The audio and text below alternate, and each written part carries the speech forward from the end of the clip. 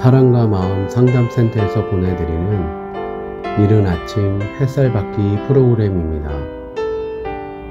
이 시간 하나님의 말씀을 통해 마음 치료가 이루어져 믿음의 안위함을 누리시는 시간 되시길 바랍니다.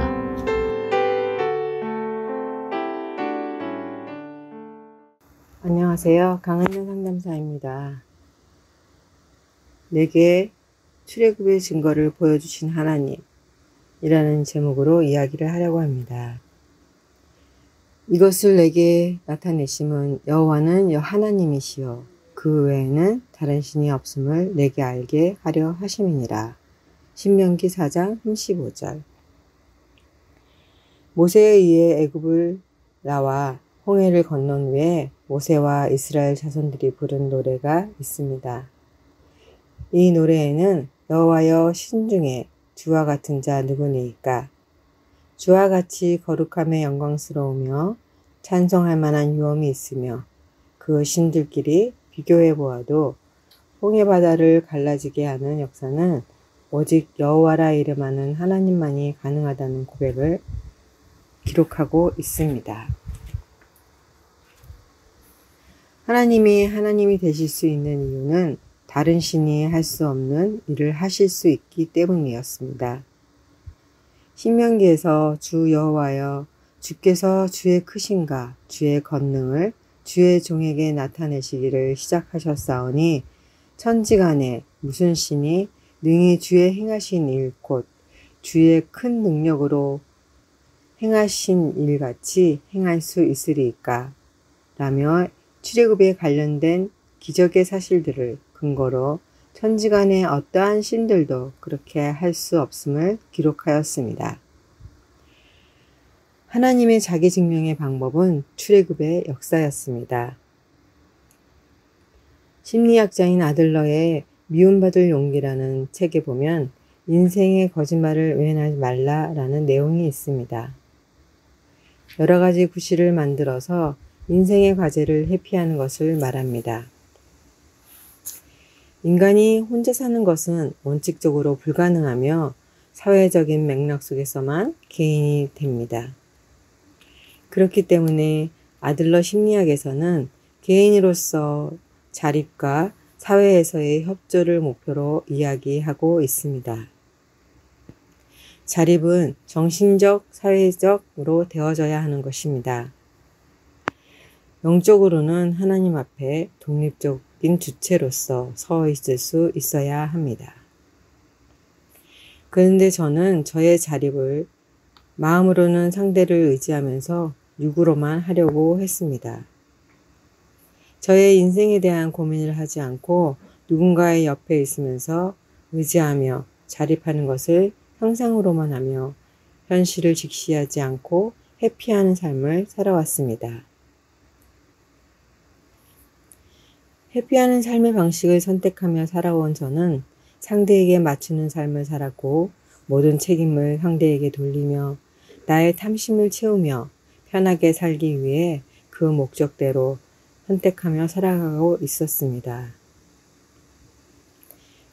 회피하는 삶은 타인을 적으로 보고 친구로 여기지 않게 했습니다. 저의 탐심을 채우기 위해 상대의 비율을 맞추는 저는 어느 누군가의 진정한 친구가 될 수 없는 자였습니다. 모든 인간관계에서의 어느 시기가 지나면 상대가 하는 행동에 사사건건 화가 날 때가 있습니다. 특히 남편과 저의 부모님, 자녀에게 많이 화를 내며 살아왔습니다. 저의 탐욕을 상대가 채워줄 수 없다라고 생각되어지면 저의 무의식에서는 이 관계를 끝내고 싶다라고 결심하면서 관계를 끝내기 위해 구실을 찾고 있기 때문입니다. 상대는 아무것도 변하지 않았는데 저의 탐심을 채우기 위해 그렇게 선택하고 있었던 것이었습니다. 화를 내고 나면 또 양심의 가책으로 이러면 안 되지 하며 저를 판단, 정죄했습니다. 저의 탐심을 위해서는 얼마든지 상대의 결점이나 단점을 발견할 수 있는 그런 자였습니다. 지금 제가 처한 한 상황에서 여기에 대한 책임을 누군가에게 전가하며 저의 주변 사람들에게 거짓말을 합니다.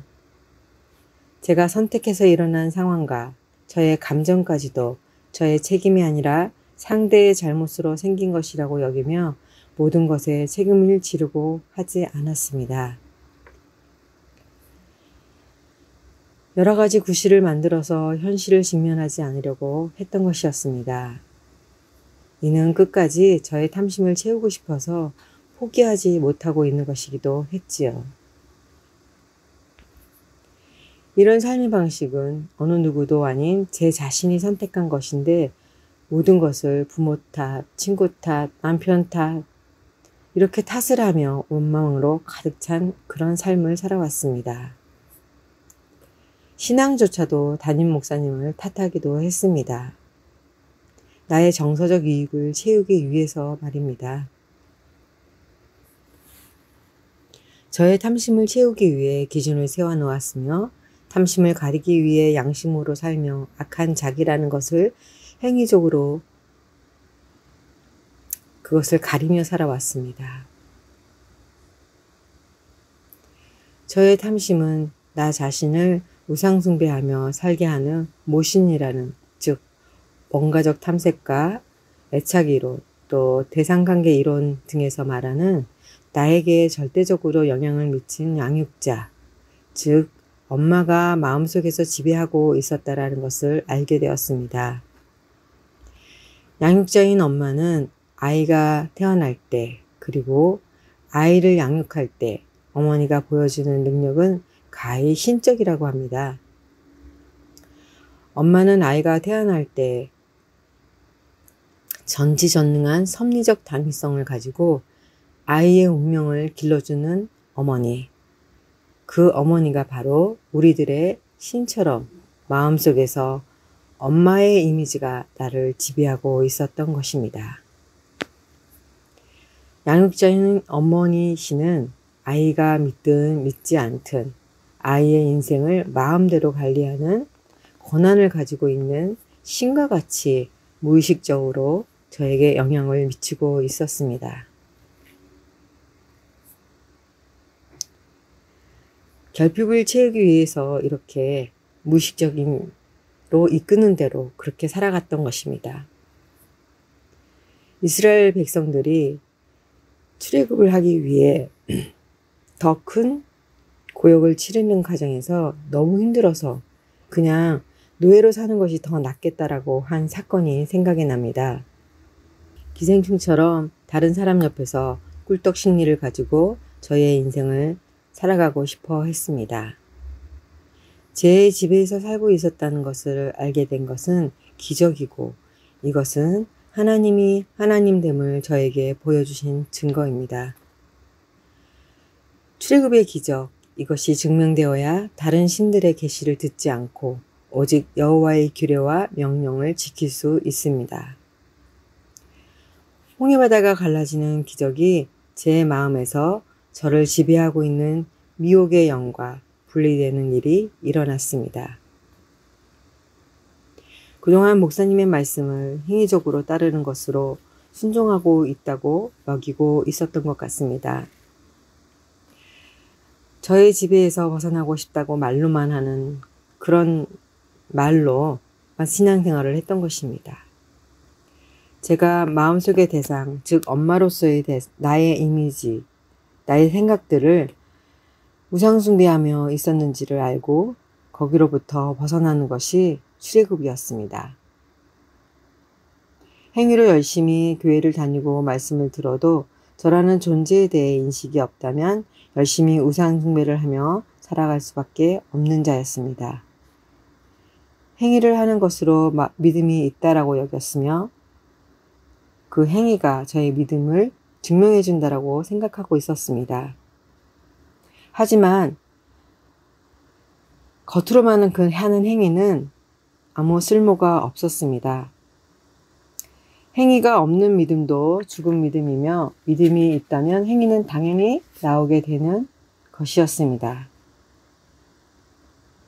믿음이 없이는 진정한 순종을 할 수 없다는 것도 알게 됩니다. 행위적으로만 했던 신앙생활이 지금은 믿음의 내용을 채워가고 있다는 것이 감사하고 기쁘며 이것이 제 인생을 의미 있게 하고 있습니다. 믿음의 표현은 나의 존재를 깨달아가는 것만큼 할 수 있겠구나 하는 그런 생각이 듭니다.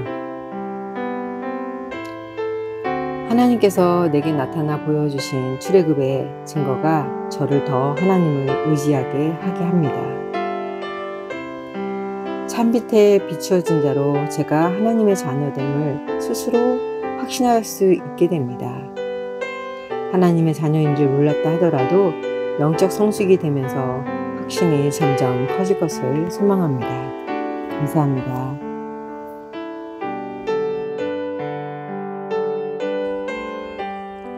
지금까지 사랑과 마음 상담센터에서 보내드리는 이른 아침 햇살 받기 시간이었습니다. 오늘도 하나님의 사랑을 경험하며 자기 성찰이 이루어지는 하루가 되시기를 기도합니다.